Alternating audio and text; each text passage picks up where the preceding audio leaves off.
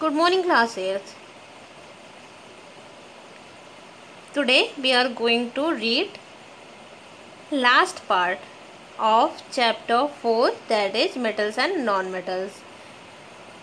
So it is the rest part of uses of non-metals. So here I am going to read, and students open page number 60 to underline. Okay, open page number 60 in your science book and keep a pencil to you to underline hard words. Now here I am going to read carbon. Carbon exists in different allotropic forms, of which diamond and graphite are crystalline form, whereas coal, charcoal, coke, gas, carbon and lamp black are amorphous form. Okay, so you have to underline some words here. Allotropic. Do you remember about the allotropic? One of two or more existing forms of an element. Okay, now you have to underline crystalline.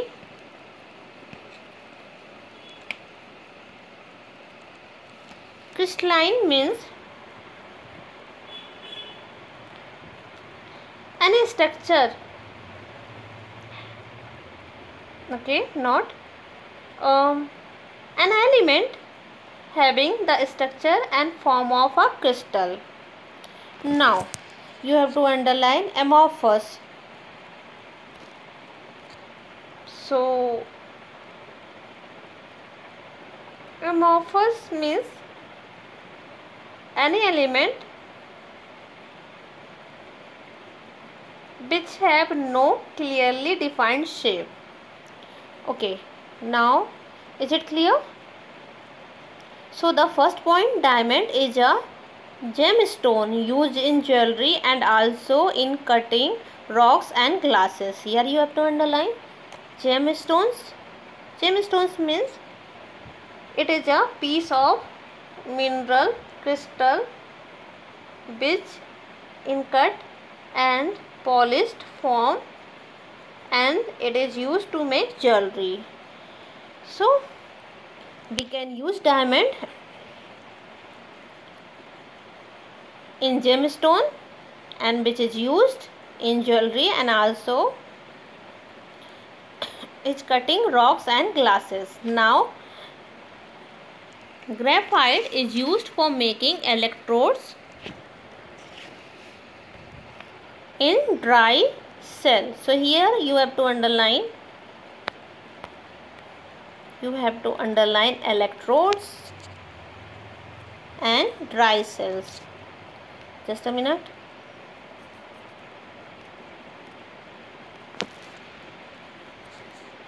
So electrode means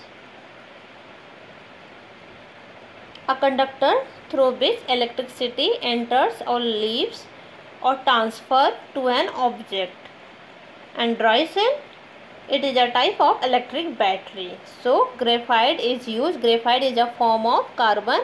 Actually it is a allotropic form of carbon and it is used for making electrodes and electrodes in dry cell. So in electric battery we apply electrode to conduct electricity. Now next, powdered graphite is used as a dry lubricant. Okay, so here you have to underline lubricant. Lubricant means a substance as oil or grease for preventing friction. Next, graphite is used in pencil leads. You all know that because of this graphite lead we can write from the pencil. Lubricant. Okay, here is the definition of lubricant. A lubricant is a substance introduced between two moving surfaces to reduce the friction between them. Now chlorine. It is used as bleaching agent in paper and textile industry. Here you have to underline bleaching. Bleaching means a material that lightens or whitens, or you can say it is used for dyeing something. Now it is used, chlorine is used as dyeing agent in paper and textile. Now you have to underline textile industry. Textile means you can define it as any flexible material like car sheet. So you can make car sheet from the chlorine. Now the next, it is also used in the preparation of bleaching powder. Bleaching powder means bleaching, whiteness powder you can say. Now the next, you all know that bleaching means something dyeing, to dye something. So you can use a sense to understand about the bleaching powder. Now the next, it is used in the preparation of Gamexine, a pesticide. Okay, all the hard words of class 8 in this chapter. No, in the uses of non-metals. Great. So here you have to underline Gamexine. Gamexine means, let me tell you, it is a chemical reagent of benzene hexachloride, which is used to make cream and lotion. So it is used in the preparation of Gamexine, which is a pesticide. Okay, now underline pesticide. What do you mean by pesticide? Pesticide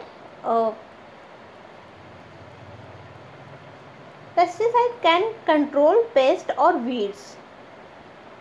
Now next, it is used to disinfect water in municipal water treatment plants. Okay, now the next, iodine.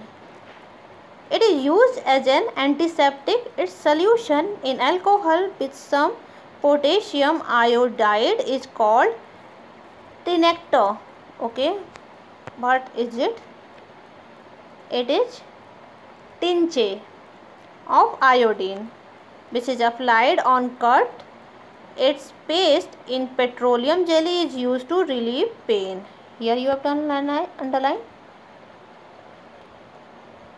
Tincture means mixing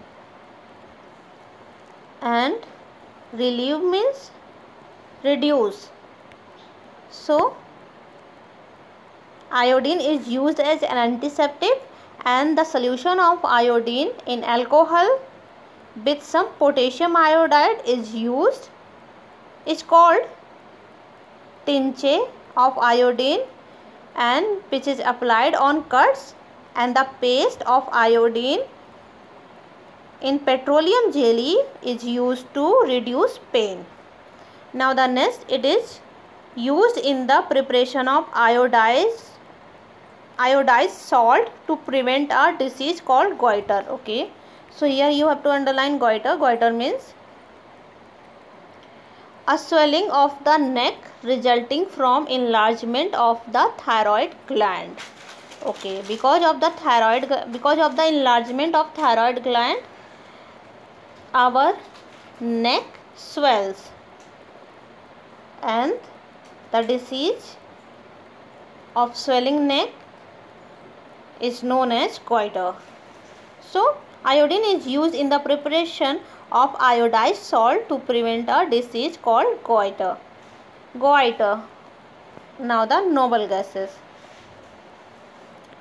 Gases like helium, neon, argon, etc. are non-reactive and are called noble or inert gases. Inert means which is not reactive. Helium is used in balloons as it is lighter than air. Deep sea divers use a helium-oxygen mixture for respiration underwater. Okay, so helium is used to fill balloons because helium is lighter than air, and deep sea divers use a helium oxygen mixture for breathing underwater. Now the next, neon is used in special electrical tubes, not electrical bulbs but electrical tubes called neon sign tubes or neon sign boards, and glows with a orange red color. Okay, so neon is used in a special electrical tube called neon sign tubes, and because of it electrical tube glows with a orange red color. Is that clear, students? Now the next, argon, which is a noble gas, is used as a filling in electrical bulbs. So in electrical bulbs argon is used to fill. It glows green when mixed with a small quantity of mercury. So the bulb glows green in color when argon mixed with a small quantity of mercury, and the mixture is used in fluorescent. Fluorescent means something which is very colorful, lamps and advertisement signs. Okay, so this mixture of mercury and argon is used in fluorescent, is used in colorful lamps and advertisement signs. So here you have to underline advertisement signs. Means you may have seen boards on crowded streets or in dense intersections. Large boards are placed for advertising something. So these boards are advertisement signs, you can say. Now answer orally. You have to read some questions and you have to give their answer orally. Number 1, name a metal that can be cut with a knife. You all know this should be sodium. Give 2 uses each of carbon, iron and silver. So here you have to think some 2 uses of carbon, iron and silver. Now the third, give 2 chemical properties of metals and non-metals. So you have read about them, you can give answer easily. Now turn the page. So in the copy you have to write definitions of metalloids, displacement reaction and the noble gases. So before writing definitions, you have to write the hard words of this chapter in your science copy, and you have to write hard words that I underlined while explaining this chapter. Is that clear, students? Now in the next class we will try to complete exercises of this chapter. So that's all for today class. Thank you to all.